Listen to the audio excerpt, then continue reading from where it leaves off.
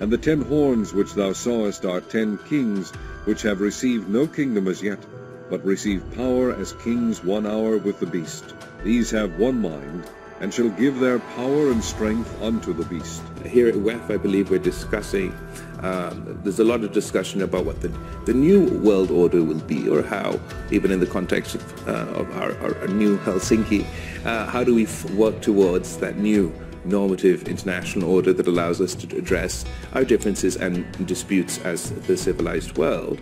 And I believe perhaps we are at the moment in such a hyper-partisan, hyper-polarized time that we're not going to be able to form that new Helsinki today.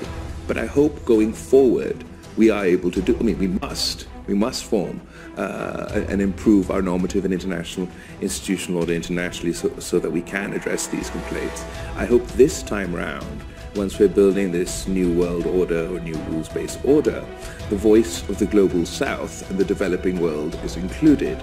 Question to Mr. Schwab. I think the metaverse is a great tool to reinvent the way we work, but in general, my question is, in the moment we see quite a big decline in trust in political institutions and also in their representatives worldwide. And a meeting here in Davos, to what extent do you think this can strengthen to build this trust again? I would refer afterwards also to Brad Smith. I think what is essential is to make sure that the system as such, the technology, can be trusted. And one of the village partners, for example, is Interpol. So we work together already with the necessary instances to make sure that the system is as safe as it can be. You need to know who's been vaccinated and who hasn't been. Some of the vaccines that will come on down the line will be multiple shots. So you've got to have, for reasons to do with the healthcare more generally, but certainly for a pandemic or for vaccines, you've got to have a proper digital infrastructure, and many countries don't have that. In fact, most countries don't have that. After Mr. Musk took over the Twitter with his freedom of speech absolutism, we are the protectors of freedom of speech as well. But at the same time, we cannot accept, for instance, the illegal content online and so on. So our message was clear: we have the rules which have to be complied with, and otherwise there will be sanctions. I think that the confidence has been weakened, and I had quite high level of confidence when it comes to Twitter.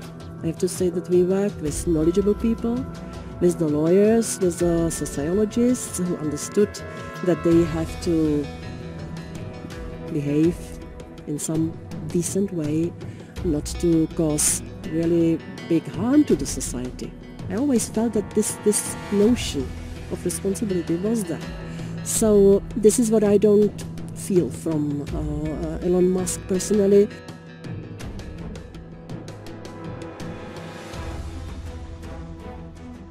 Okay, so we just landed in Phoenix, Arizona, just got back from the World Economic Forum. 15 hours of flying later, and I do not have my passport. I've gone through 5 different security checkpoints. I've been searched at every single one. I got body searched twice. My bags were taken apart 3 times, and now we're going through search number 4 or 5, and I can't get my passport until after. So my passport has been detained, and I'm here in the airport again.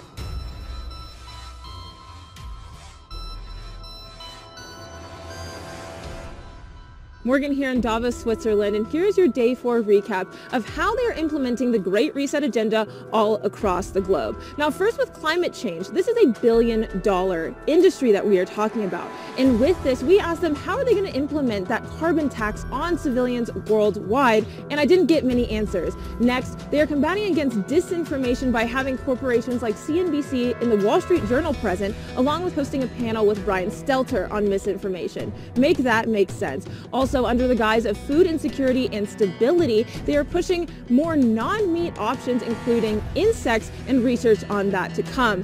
Also, on top of all of these things, with the 2030 agenda, they are predicting that there will be global cyber attacks across the globe in the next 2 years.